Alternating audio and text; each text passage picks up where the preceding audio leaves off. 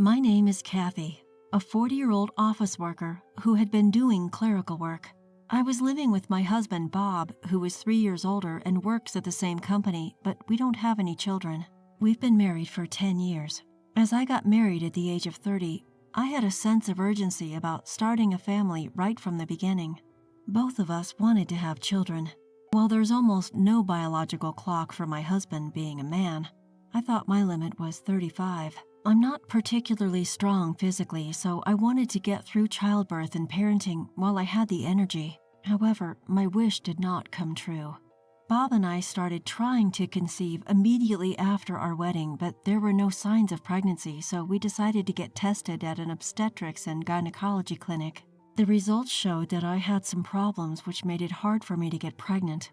It wasn't like I couldn't get pregnant at all, but the odds were very low, and I was told it would be difficult. Bob was disappointed and said, "Can't I become a father?" Seeing him like that, I couldn't say anything. We continued to try for a child with a slim hope, but in the end, no child came to us. I tried to cheer up my downcast husband by saying, "It's not the end of the world. Let's enjoy our life together as a couple." He also seemed resigned, saying, "Yeah, there's nothing we can do about it, so I guess just go with the flow." However, gradually, Bob began to change. When we were walking around town and saw a family with children, he would say, "If I had a kid, I wonder if I would be enjoying a family outing like that on my weekends." And sigh. When we were invited to a coworker's house and saw their children, he would say things like, "You're so lucky to have kids," and seemed envious. I wondered if he couldn't give up on having a child deep down, and I felt uncomfortable. And then Bob began to grow cold towards me. When we were trying to conceive, he had been very proactive in helping out with the housework, saying that I shouldn't overdo it because it could affect my ability to get pregnant. He would always be the first to say, "I'll carry that," when something heavy needed lifting, and he was a kind husband who cared for me. On weekends, he would always take over the household chores, saying that I do them during the week. But once he knew I couldn't have a child, he stopped doing anything. I'm tired and housework is a wife's job, right? With that, he spends his weekends just lazing around. He was either sleeping or playing with his smartphone. Suddenly, I had more to do, and my health began to deteriorate. When I had a fever or stomach ache, he would say, "I don't know, do it yourself." And he wouldn't even take care of me. I couldn't say anything to him. After all, it was true that I was the reason it was hard for us to have a child. I wondered if I should get a divorce. It was just then, when I thought things were going well, Bob was transferred. Apparently, he was chosen for a big project at one of the affiliated companies. The subsidiary was across the state line, so he ended up moving for work. I naturally thought I had to go with him, but he said, "You don't need to come. I'll be going alone." Hearing those words, I took some time to think. Maybe he was just frustrated and cold towards me because I couldn't bear a child. Living separately for a while might help calm his feelings and we might return to our peaceful relationship. I agreed, saying, "All right, I'll stay here. Take care." I saw him off. After he was transferred, he would return home only about once a month. Even when he returned, he would soon say he was busy and had to go back. That was usual. But I was happy to see him, even for a short time, because if he really disliked me, he wouldn't come back. After Bob went alone, he began to change gradually. At first, he was the same as always, but as time passed, he became kinder. He would bring me souvenirs saying, "I bought something for you, enjoy." Or he would go shopping with me despite having limited time. He would check up on me asking, "Is there anything troubling you?" I completely thought he had returned to his kind self. Initially, his work assignment was for 1 year, but he ended up staying there for 2 years. The project's schedule was significantly delayed. By the time the second year of his assignment came around, he stopped making any remarks about me not being able to have children when he saw families with children in town. Rather, he said, "We couldn't have children together, but I've given up on it." I was relieved to hear that he had given up. 2 years later, he completed his work assignment and returned home to me. "Welcome back. You must be tired." "I'm home. Finally, we can live together." With such calm exchanges, we resumed living together. but those peaceful days quickly crumbled. After returning, he told me something. There's a young girl in my family who had a baby before getting married. She says she can't raise it by herself because she's too young. Would you be open to us adopting the child? He suddenly proposed. Taken aback by the sudden proposition, I asked, "What's going on?" To which he said, "We couldn't have a child after all. I'm suggesting we adopt this child and raise it as our own." Overwhelmed by the unexpected turn of events, I said, "Let me think about it," and ended the conversation, but I felt something was off about his story. His family lived far away and we didn't have much contact with his parents. Our relationship was so distant that we only exchanged Christmas cards once a year. We didn't have a wedding ceremony, so I didn't know his relatives well. Reluctantly considering adopting a child from someone I hardly knew, I told Bob, "Could I meet the child's parents? I'd like to know what kind of people they are." But he firmly refused, saying, "Why does it matter who the parents are? Why are you so interested in that?" "I think it's important to know who the parents are. I want to hear the detailed reasons why they can't raise the child, and first of all, what happened to the child's father." When I pressed him, he flared up and said, "The father ran away, I heard. Stop snooping around about the parents." Being told you suddenly take in a child of a complete stranger, you don't just say, "Sure, why not?" "What on earth are you thinking?" I couldn't help but respond in a harsh tone. Then he shouted, "Enough! If you refuse to take the child in, it's over between us. Get out, right now." I felt as if I had heard his true intentions in those words. He wanted a child at any cost. My existence didn't matter to him. That's what I came to believe. I also felt I had reached my limit. "All right, I'll gather my things and leave then." I quickly packed up my belongings and left our home. That day, having nowhere to go, I found shelter in a motel near the train station. The divorce procedures with my husband went smoothly. We settled everything through a lawyer to avoid any disputes, and issues such as alimony, property division, and other matters ended without any hiccups. Feeling awkward working at the same company as him, I quit and found a new job. I was proficient in using a computer and also had administrative assistant certifications, so I managed to get hired at a small law firm. Adapting to my new workplace took a little time, but somehow I managed to work every day and lead a peaceful life. Having lived separately from my husband for 2 years, I had gotten used to coming home to an empty room. One day, after about a year of this life, my ex-husband appeared at my workplace, and he was holding a small child. Seeing me at the reception, he exclaimed, "Why are you here?" He was in shock. "Why wouldn't I be here? I work here. It's obvious, isn't it?" Upon hearing this, his face turned instantly pale. I was curious about the child he was holding, but first I escorted him to my supervising attorney, and there I learned a shocking truth.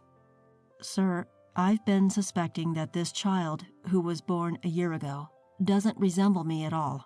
I'm doubting if it's really mine," he said. "I see. If it turns out not to be your child, what do you plan on doing?" "Of course, I'll divorce my wife.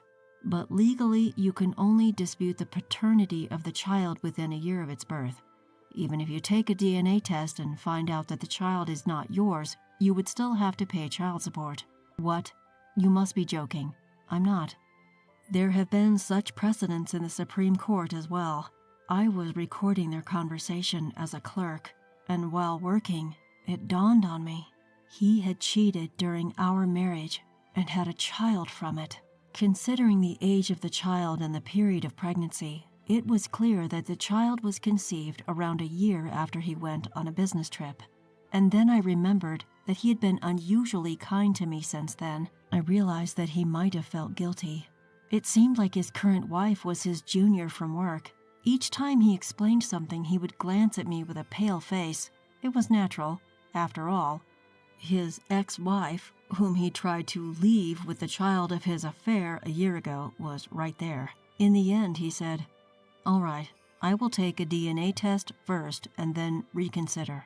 With these words, he left with a downcast look.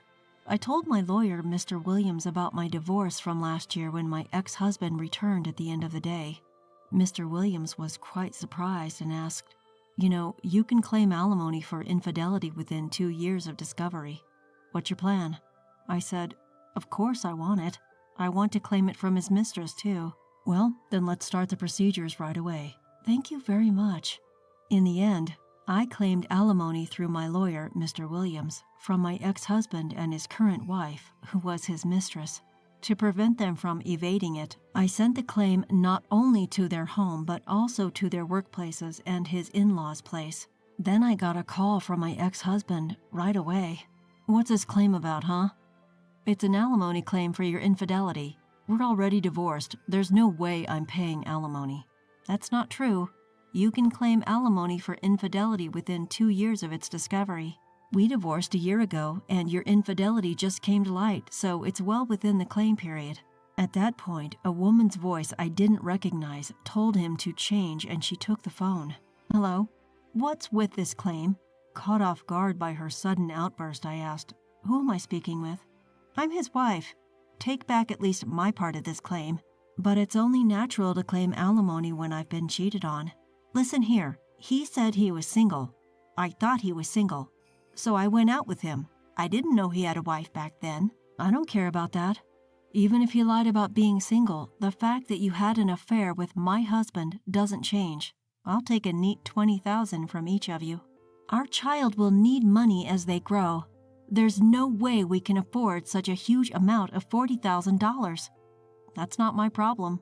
You're working too, and he's in a decently high position, so I don't think there's a financial issue.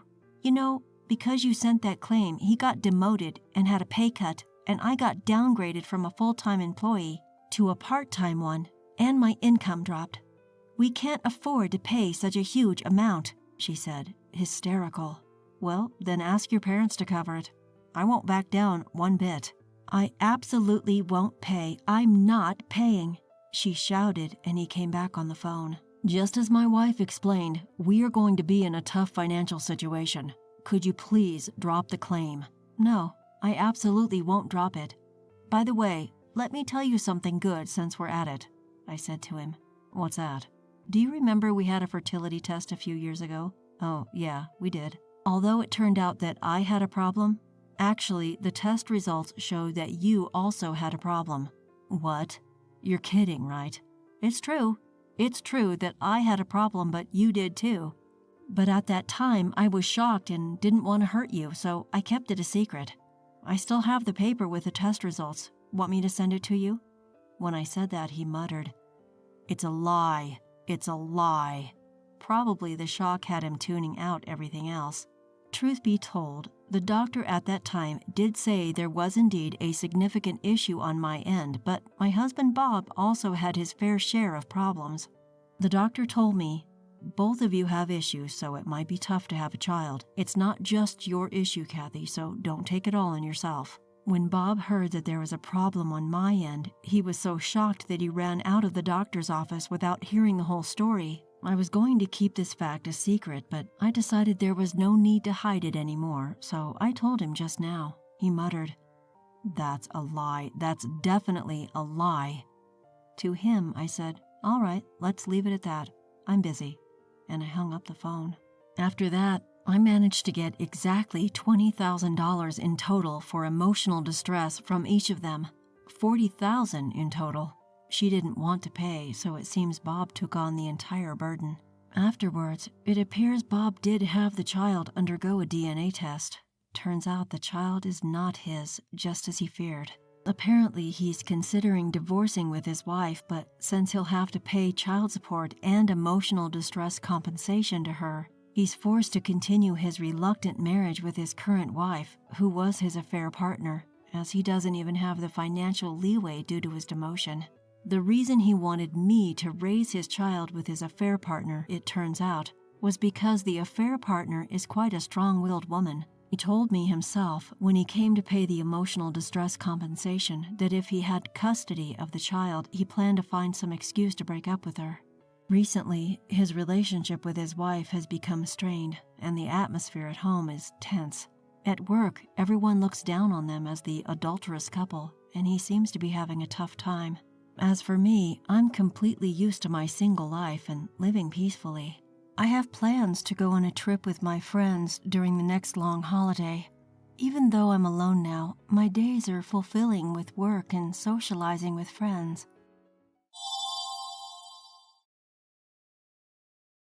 My name is Emma. I come from what you'd call a single-parent household.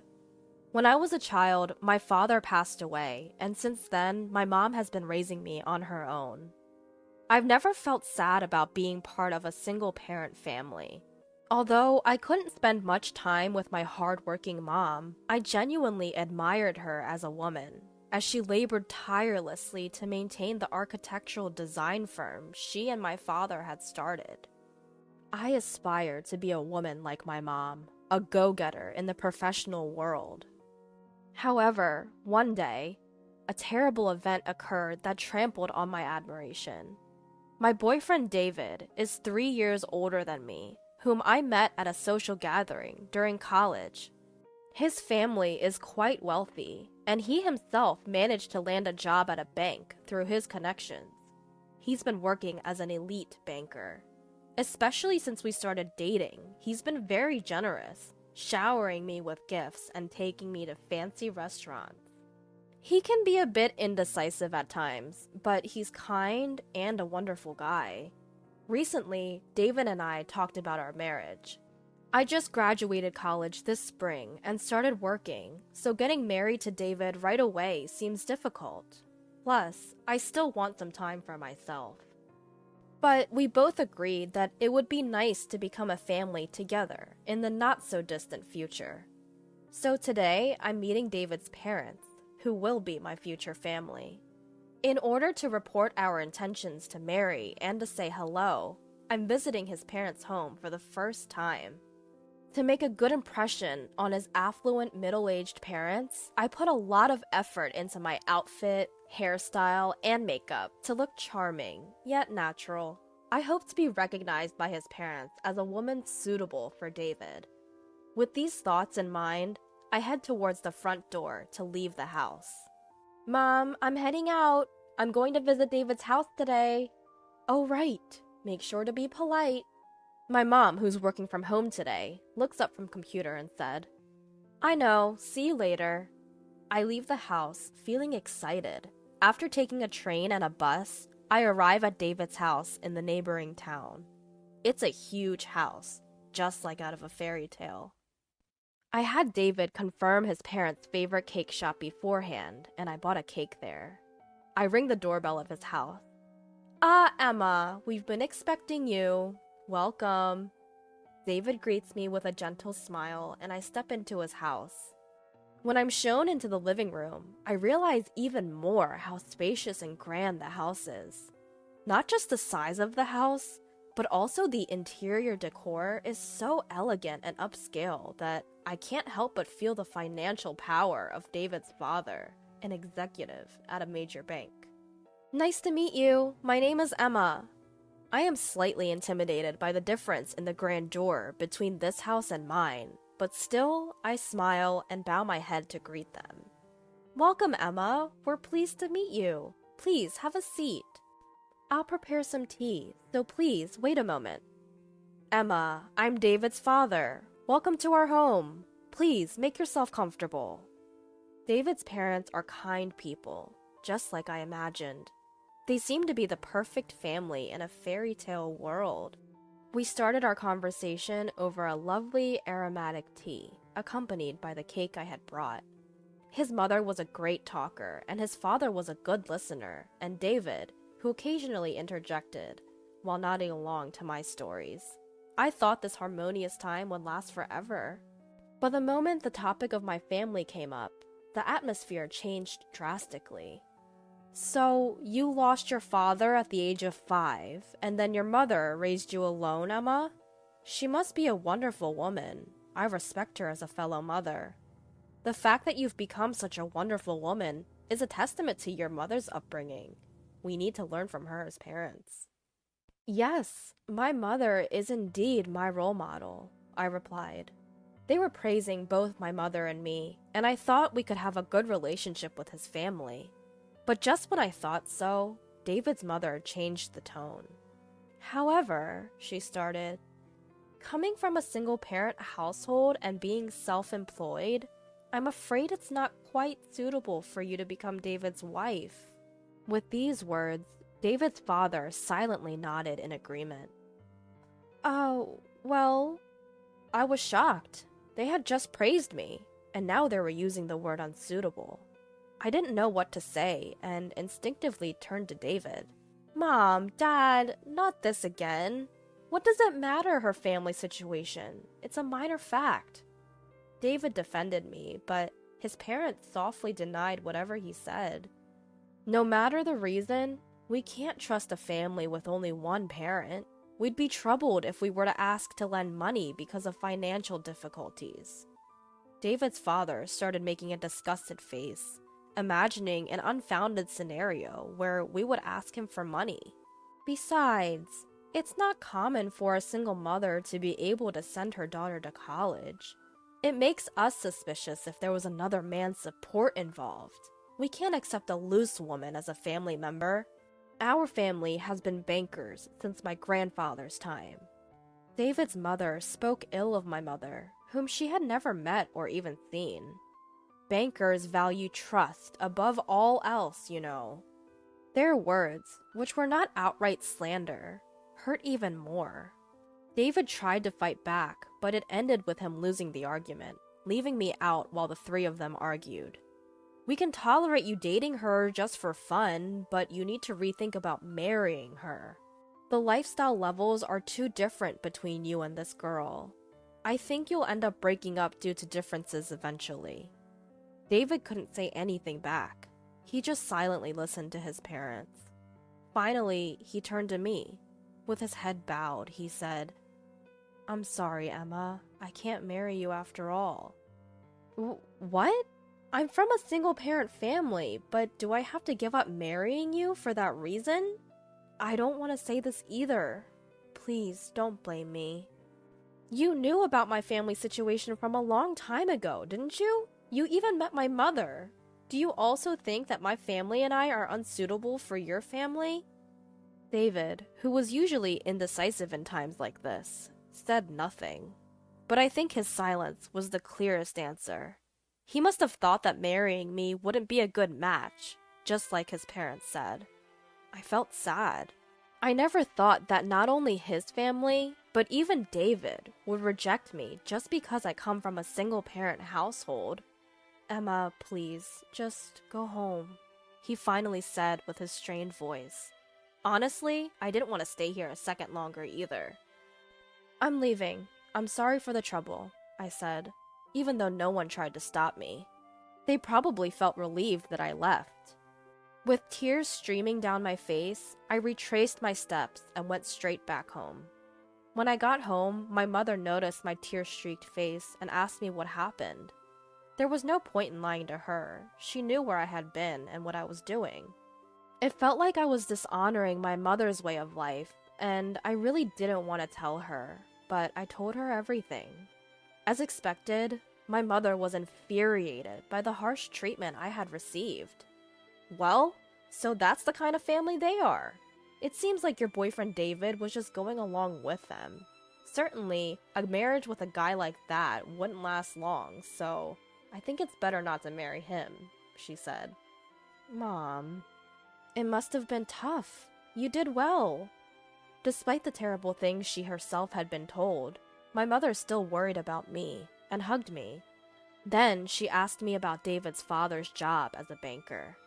Which bank does David's father work for? I remember the name of the bank clearly, as David often bragged about it.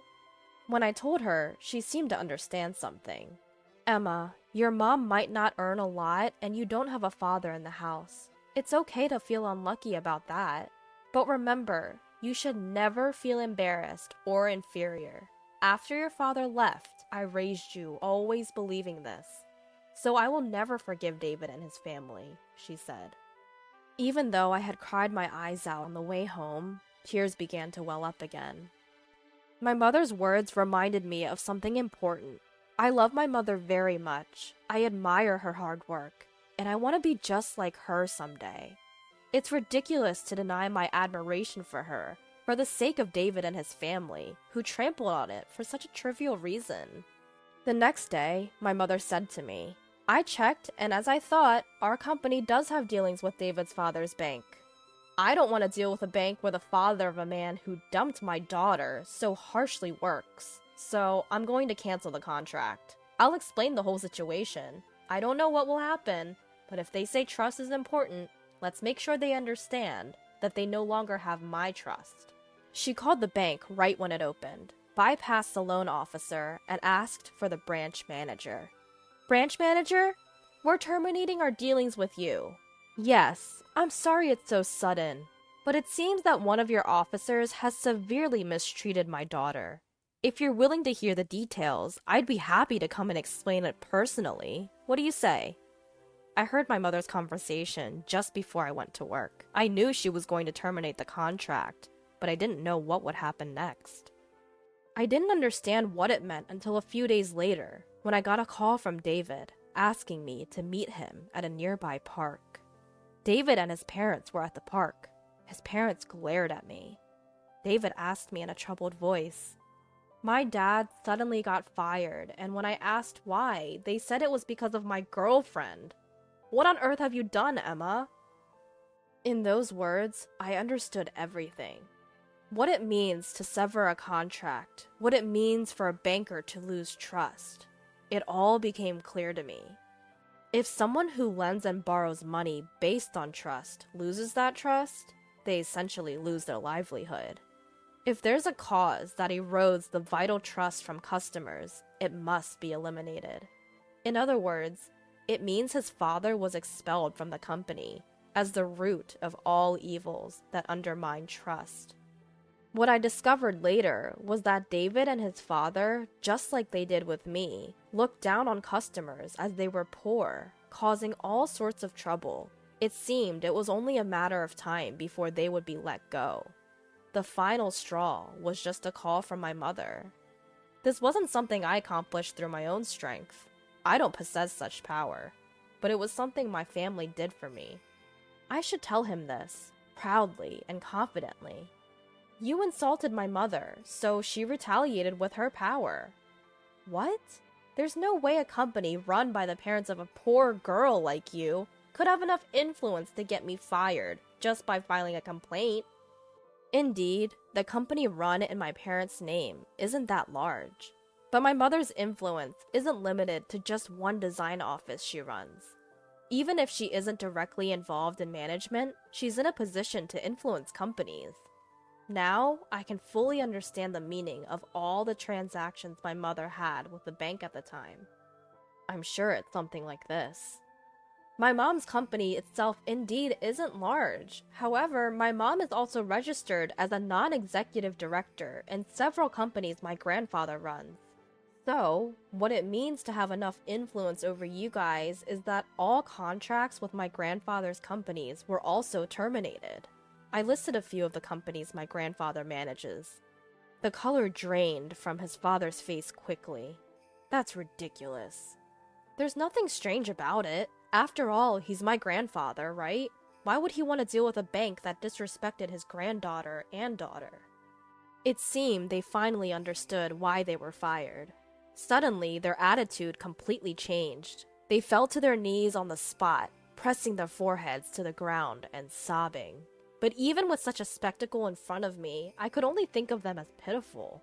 David clung to me, begging, "Emma, I'm sorry for all the things. I was truly serious about wanting to marry you. I just thought I wanted you to go home for a while because my parents were being difficult." Lining up such lame excuses, it was as if he was trying to save himself, at least. But I've given up on him too. I shrugged off his feeble arm and told him, "My mom is amazing, isn't she? She's my role model. I don't want anything to do with you anymore. Someone who would disrespect her. I really hate you now. I'm going home because my mom worries. Goodbye, and please never contact me again." Devoid of the strength chasing after me, he could only silently watch me leave, kneeling in the same pose as his parents. After that, his family, unemployed all of a sudden, seemed unable to change their standard of living all at once. They started selling off their cars and luxury goods, one after another, and in the end, they even had to let go of their house. Hearing the story that my mother and grandfather had gathered through the bank, I felt deep down that I dodged a bullet by not marrying that man. He will likely continue to live burdened with his half-baked pride and continue to struggle financially. I found myself wishing he would learn to live within his means, and my mother and I shared a laugh over this. As for me, I just start to live in the working society. There is more things that I can't do than can. But I've learned a lot from this experience. Of course, I want to sharpen my judgment when it comes to choosing partner, but I also want to become stronger myself. Even so, my goal remains unchanged. I want to be a cool working woman like my mother, to protect and support my family like my mom. I want to work hard every day to become a strong woman.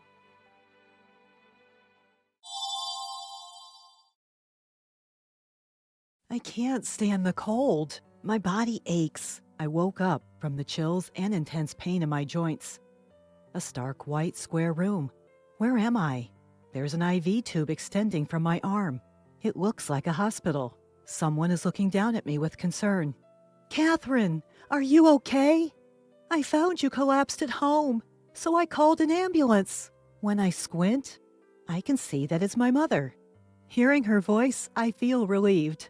Mom, thank you. You saved me. As I respond, my mother presses her fingers to the corners of her eyes. It seems I've worried her a lot. My 4-year-old daughter is tightly holding my hand. Poor thing. Her eyes are filled with tears. How did things come to this? I remember the hellish days. I'm Catherine, a 35-year-old stay-at-home mom. My husband Bob and I got married after dating at work. Initially, it was just the two of us living together. And a year later, our daughter Anna was born, and we were happy. But then, my mother-in-law fell ill and needed care, so we were asked to move in with Bob's family. My mother-in-law was kind, and I got along well with her. But with caregiving came the need to quit my job. As I hesitated, Bob pleaded with me, promising to help and involve his sister who lived alone in a nearby apartment.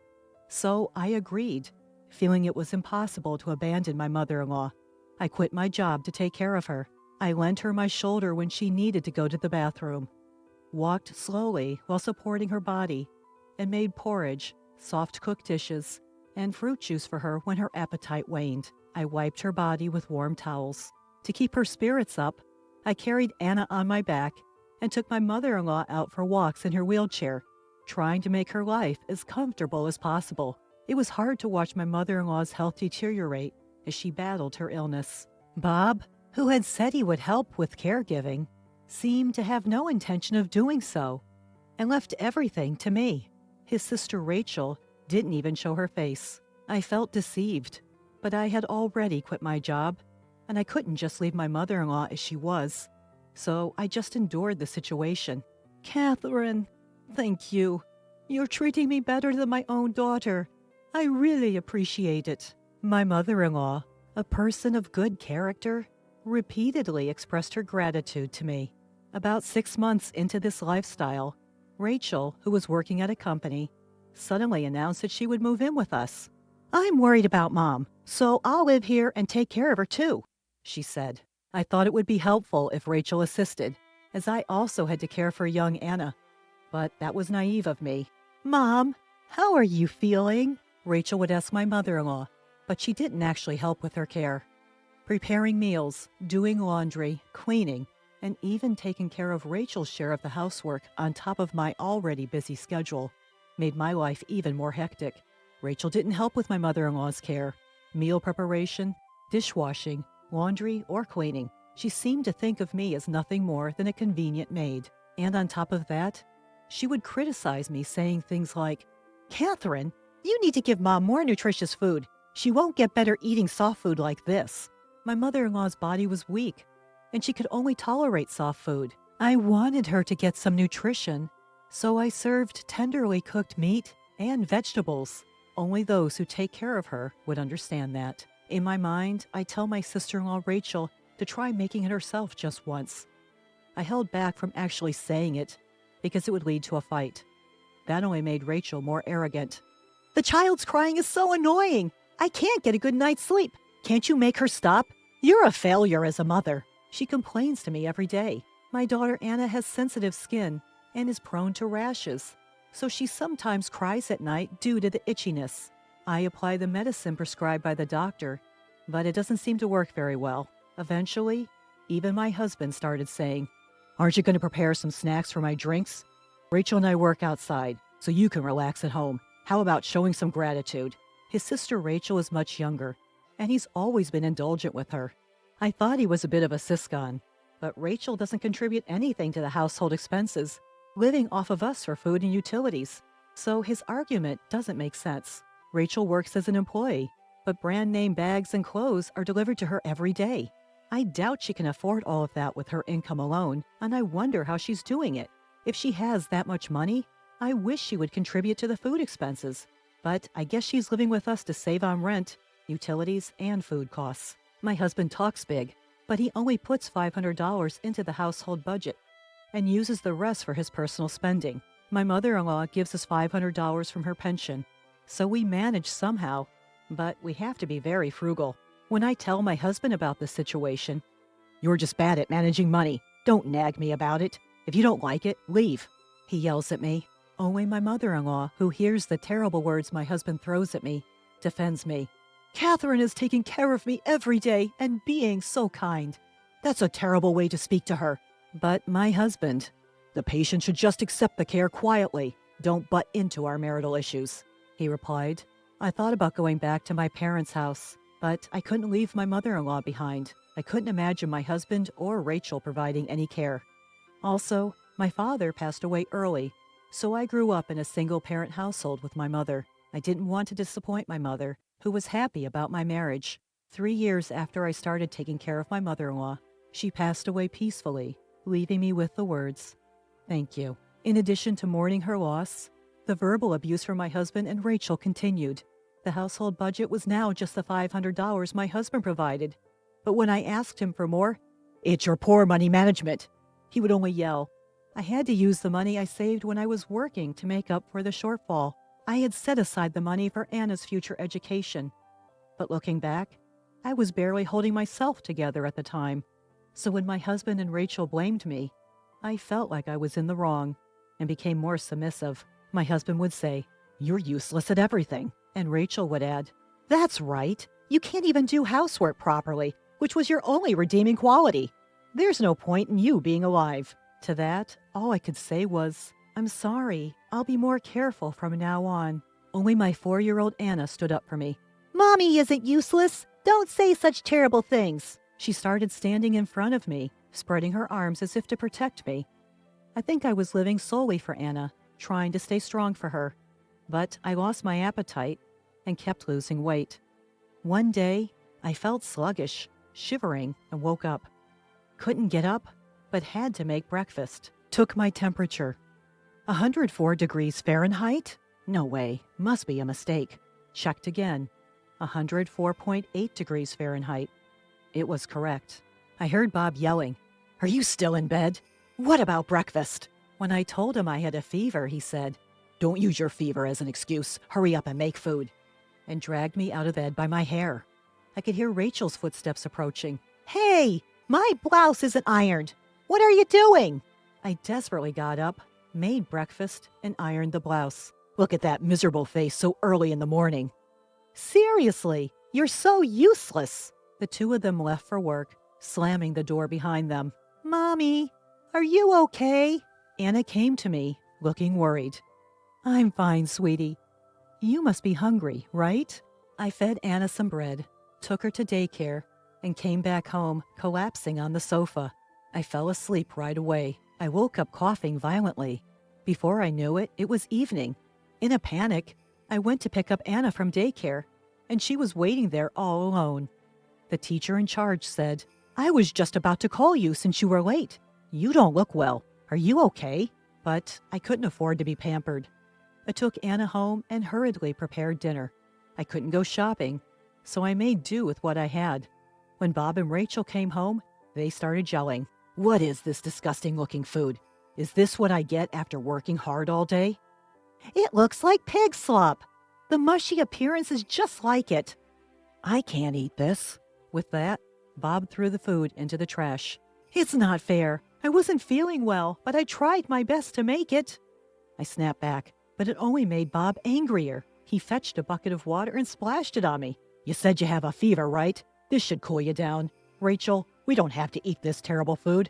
Let's go out to eat. Hearing that, Rachel happily agreed. Yay! We get to eat something delicious today! And the two of them left together. Anna, worried, brought me a towel. Mommy, are you cold? Daddy is so mean. While saying that, she wiped my wet face with her tiny hands. Thank you, Anna. And then, just like that, my consciousness began to fade. I can't stand the cold. My body hurts. I woke up shivering and in pain all over my body. A completely white square room? Where am I? There's an IV tube extending from my arm. It seems like a hospital. Someone is looking down at me with concern from above. Catherine, are you okay? I found you collapsed at home and called an ambulance. Squinting, I realized it was my mother. Hearing her voice, I felt relieved. Mom, thank you. You saved me. As I replied, my mother pressed her fingers to the corner of her eyes. It seems I had caused her a lot of worry. My daughter Anna tightly grasped my hand. Her eyes were filled with tears. But Mom, why did you come home? You rarely come, right? When I asked, Anna called me. She was crying, saying, Grandma, help! Mom won't wake up, my mother said. So it was Anna who saved me. Thank you, Anna. You called Grandma all by yourself. That's great. As I praised her, Anna remembered what she practiced with Mom. I did great, didn't I? She seemed happy. We had practiced how to call Grandma in case of an emergency many times. We had set up speed dial, so it was easy to call, but I never thought it would save me. I'm a failure as a mother for making my 4-year-old worry. I must become stronger for her, I vowed in my heart. Still, why did you endure until you got pneumonia? You were soaking wet, too, my mother asked, and I decided to tell her everything. As I finished speaking, my mother's face trembled with anger. Her lips tightly pressed together. Catherine, don't give up. Let's think carefully about what to do next and make them realize. The next day, Bob barged into my hospital room. Hey, Catherine, what's the meaning of calling the company? Just because of a fever? I answered calmly. You left me drenched after pouring water on me when I had a fever of 104 degrees Fahrenheit, didn't you? I just reported that to the company. What? Are you out of your mind because of the fever? What's with the attitude? Bob's expression became even more menacing, but I won't back down. I'm fed up with you using me as a housekeeper and ignoring me even when I'm sick. As I retorted, Don't joke around. You think you can talk like that to your husband and get away with it? He seemed ready to grab me at any moment. You always talk to my precious daughter like that, don't you? My mother spoke up from behind. Ah, mother-in-law, you're here. No, it's just a regular marital quarrel. Bob hastily tried to cover up. Expecting her to live on $500 a month and do housework even when she has a fever. What a treatment for a wife who took care of your mother. My mother continued without backing down. At that moment, my sister-in-law burst into the room. Hey, stupid wife! You told our company I got pneumonia because of my abusive sister-in-law, didn't you? It was me who called. It's the truth, isn't it? My mother said. My sister-in-law began to scream with a red face. I had a wealthy colleague who might have proposed to me, but he turned me down for dating. What are you going to do about it? She said, unable to contain her anger. Well, you have a ton of overdue bills, don't you? Aren't you almost bankrupt? You may want to marry someone and saddle them with your debt, but that's not right, I replied, hitting a nerve as she glared at me. You better be prepared since it's your fault that Rachel and I were humiliated at work. I used to be intimidated by such remarks, but now I could calmly look at Bob and argue back. I intend to divorce you. I don't need to prepare for anything since we're cutting ties, I told him. Bob's face turned red, and his fists trembled with anger. Seeing his reaction, my mother sternly said, I'll take in my daughter and granddaughter. I'll demand proper compensation for the pain you've caused my daughter, as well as child support for Anna. I can't believe I didn't realize you're such a terrible man. You old hag. If you show weakness, you'll just take advantage of it. I'll make you suffer, Bob shouted, raising his fist to threaten my mother. At that moment, someone from behind said, "That's quite an aggressive way to talk." Bob's face paled as he saw who it was. "Mr. President, what brings you here?" The one who appeared was the president of the company where Bob and I used to work. Actually, he was a close friend of my late father, and he reached out to me when my father passed away, helping me out in various ways since then. When I consulted him about Bob, he immediately stepped in.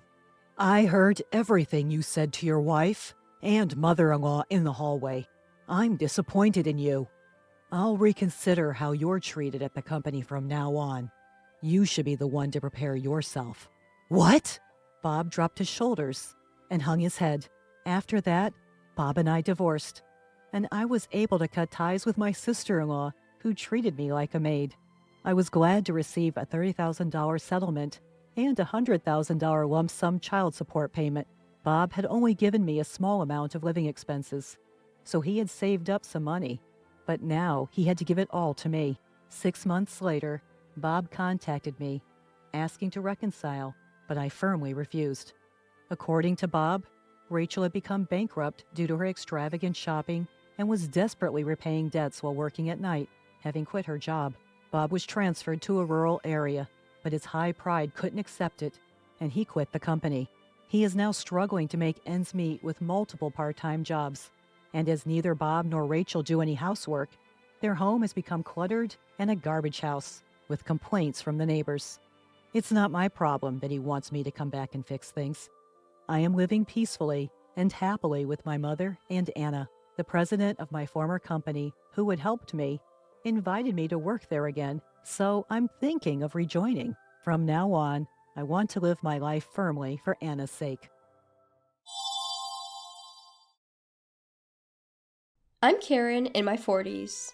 I lived with my husband Nick and our daughter Sophia, but my father-in-law, now in his 90s, asked us to move in.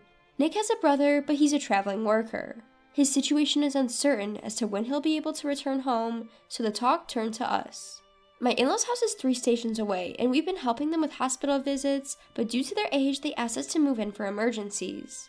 When my father-in-law consulted us, Nick looked a bit troubled. His mother favored his older brother a lot and used to slander Nick, saying, "Your brother is so smart, why are you such a failure? Your brother will inherit this house, you should find a job and leave." I'm not sure if my father-in-law knew about this, but he said, "Your mom is looking forward to living with you guys too." When Nick consulted with his brother, he seemed relieved and left everything to us, saying, "It would help if you guys could move in." To be honest, I don't like my brother-in-law. He has a son the same age as my daughter Sophia, but he always compares them and looks down on my daughter. During high school entrance exams, despite not much difference, he looked down my daughter for aiming at a high school with a slightly lower score while boasting about his son aiming at a higher one. This happened over the New Year's holiday, just a few months before the exam. In the end, his son didn't get into the school he wanted, but when he decided to go to a private school, he looked down on us saying, "Poor people can only go to public schools, haha."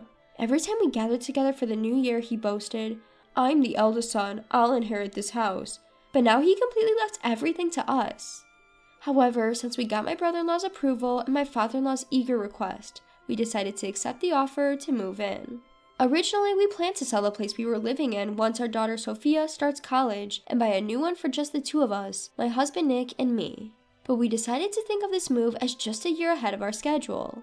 Upon moving in, just as my father-in-law had said, my mother-in-law welcomed our family warmly. She gave the largest room to us, the next largest room to Sophia, and even offered to clean all the areas except for our room herself. When she said, "We'll do our laundry ourselves, but could you please take care of the meals for us?" I was more than happy since I was expecting that I would have to handle everything. Sophia only has 1 more year until college entrance exams. She was a little nervous about the change of environment, but she was relieved to get a decent room. She seemed pleased to be able to use a larger room than before. We decided to pay a few $100s in rent each month and split the cost of utilities and food. The cohabitation started in a much better atmosphere than I had expected. Nick seemed relieved, but after a few months, things started to change slowly. That day was when my mother-in-law was supposed to go to the hospital. Since I didn't know when I would be able to come back, she said, and she asked me to clean and do the laundry. I had just had a day off from my part-time job, so I accepted without thinking. However, when I went to the supermarket for groceries, I happened to see my mother-in-law. She was happily chatting with a friend at a cafe. At that time, I thought it was okay once in a while, but it became not just once in a while after that day. I have to go to the clinic once a week, and I'll need you to take care of the cleaning and laundry every time. My mother-in-law says this apologetically, but I'm skeptical about whether she's really going to the clinic. She eats 3 meals a day and snacks in between. She is lively every day, sleeps well, and from my point of view, she seems healthy. But I decided to turn a blind eye because I would rather avoid ruining our relationship. I was preparing from the beginning that I would probably end up doing everything, and doing this once a week seemed not a big deal. However, after accepting this, my mother-in-law's request started to escalate. What was once a week became twice a week, then thrice, and on top of that, she said, "Could you please not move the trash can in our room? It's in the best spot right here.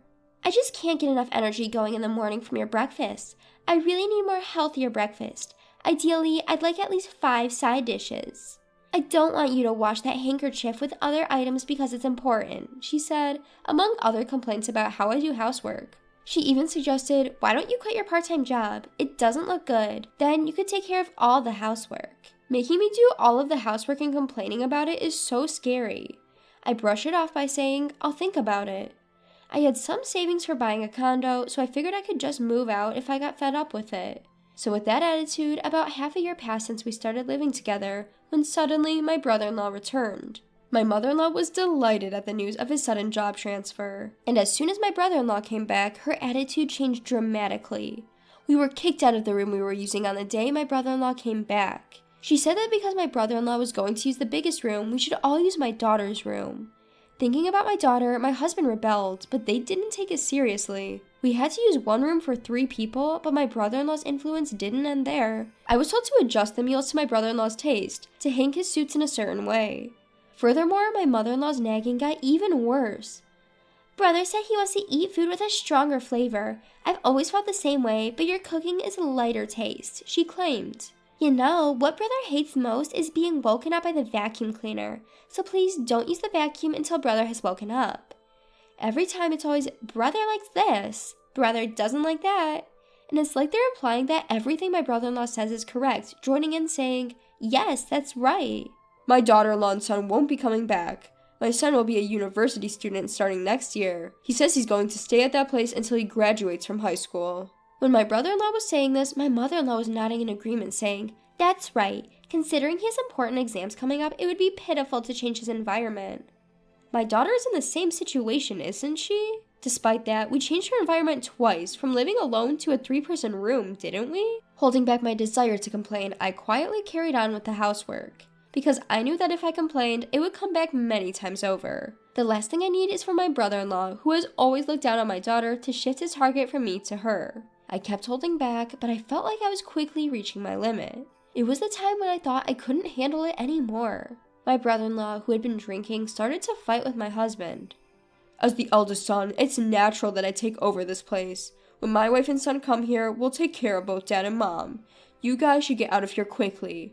Oh, you can leave right now if you want. Your wife, her cleaning is sloppy and her food is terrible. It's unbearable. Mom's still strong. We don't need your wife for housework. It's tiring to deal with your on-edge daughter too. I'd be so satisfied if you guys could leave now. Actually, we don't need you anymore. I'm the eldest son. Now that I'm back, you guys should leave ASAP." Behind my brother-in-law, who is proudly the eldest son, my mother-in-law agrees with him as usual. "Since your brother's wife is coming, we don't need your wife anymore. We only need a grandson, not a granddaughter. You're pitiful having a useless wife who can't cook, clean, or do laundry properly. You've always had a tough time. I actually wanted to live with your brothers. I just reluctantly agreed because your father said so. I never wanted to live with you at all." Inspired by my brother-in-law, my mother-in-law got carried away and began to say even more outrageous things. My husband, who is usually mild-mannered, seemed unable to bear it any longer. "Enough, I get it. We should leave, right? We'll leave. Happy now? Stop speaking ill of Karen and Sophia," he shouted. This surprised even me. I had never heard my husband raise his voice in anger before. Neither of them expected him to explode in such a way, quickly downplaying their behavior, saying, "We were just joking," or "Don't take it so seriously." But my husband disregarded their excuses and, without uttering a single word, started to make his exit. This shift in his demeanor truly unsettled them. They turned pale and began to cling to my husband, their faces filled with desperation. Their self-serving attitudes were astounding. It felt ridiculous, having tolerated their behavior up until this point. I was in the middle of cleaning up after dinner, but I dropped everything to stand by my husband's side. "We were tired of living with you. If we both want the same thing, it's just right. I'll be leaving soon. Please rest assured." My brother-in-law and mother-in-law were both slack-jawed, making fools of themselves. Even I, who had always been so loyal, was now standing up against them. They probably couldn't imagine this as people who always think about themselves. Even now, I cannot forget about their expressions. My bold stance was all thanks to my husband. To be honest, as soon as my brother-in-law returned 2 weeks ago, my husband started looking for a rental property. We didn't know when my mother-in-law might revert to her old ways, or when my brother-in-law might start harassing our daughter again. There were too many uncertainties, so we began preparations to be ready to move out at any moment. We felt truly sorry for our daughter, having to change her surroundings so often, but it's better than staying here. We had a few places shortlisted, and by the next day, we had signed a lease for an available property and left our in-laws' place the following day. Afterwards, our daughter successfully got into college. She decided to live on her own, and we, as originally planned, bought a new apartment. It was a peaceful afternoon at the start of our new life when a call came in. The caller ID showed it was my mother-in-law. My husband was reluctant to answer, but when the incessant ringing was too much to bear, he finally picked up. We could hear the sound of my mother-in-law sniffling, possibly crying over the phone. "I'm sorry for what happened back then. I know an apology might not make up for it, but can we put it all behind us? I want to live with you all again. The truth is, something terrible has happened to my son. My son and I, we can't seem to manage living together anymore." This is what my mother-in-law had to say. My brother-in-law had an affair within the company, and when it was discovered, he was demoted. That's why his sudden transfer had been decided. It seems his salary has dropped significantly, but my mother-in-law, who was indulgent with my brother-in-law, had not been receiving rent or living expenses from him, so she was oblivious to his situation until now. My brother-in-law thought he could keep the truth from being discovered, but a single letter shattered his scheme. It was a letter of proof sent by his wife. My brother-in-law, under the impression that his affair was not known, had passed off his demotion as a transfer, but his wife knew everything and seemed to have sprung divorce on him as soon as their son started college.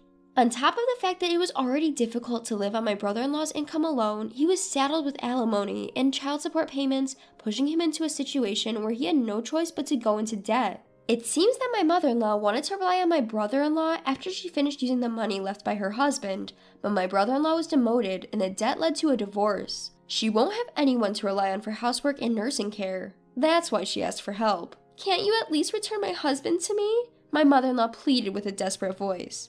Yes, my father-in-law is currently living with us.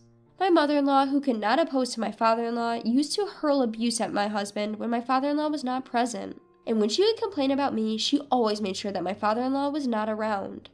However, once my brother-in-law moved back, she seemed to think it was okay if my brother-in-law was there, and she started complaining in front of my father-in-law as well. When my husband confessed to my father-in-law about my mother-in-law's past abusive behavior, my father-in-law, who had not known about it, apologized to my husband. "I'm sorry I didn't realize it sooner. And then I went ahead and suggested we all live together. Just do whatever you guys want." Those were my father-in-law's words, but my husband seemed to be worried about leaving him with my mother-in-law and brother-in-law. That's when I suggested that my father-in-law should move in with us. And so we ended up living together in the new house. Although my father-in-law was quite taken aback by my mother-in-law's behavior, he left her a decent amount of money, probably because of their long history together. Well, if he continued that life, he would have had it for a year. "Dad says he wants to live with us. We no longer intend to live with you, Mom, so don't start asking us for favors now." My husband quietly stated that and then hung up the phone. I would have liked him to say more, but given the significant damage already done, I decided it was good enough. According to what we later heard from my father-in-law, my mother-in-law apparently started working part-time at a convenience store despite her old age. As for my brother-in-law, he was unable to repay his debts with just his regular job and seemed to be working extra hours, even during the night and on his days off, sparing little time for sleep. They seemed to be enjoying their life of debt together. On the other hand, thanks to my father-in-law contributing half of the cost to our apartment, we have plenty of breathing room in our lifestyle. We are planning a trip with him to our daughter's place during the upcoming long weekend. We're looking forward to staying in a luxury hotel and seeing our daughter again after a long time.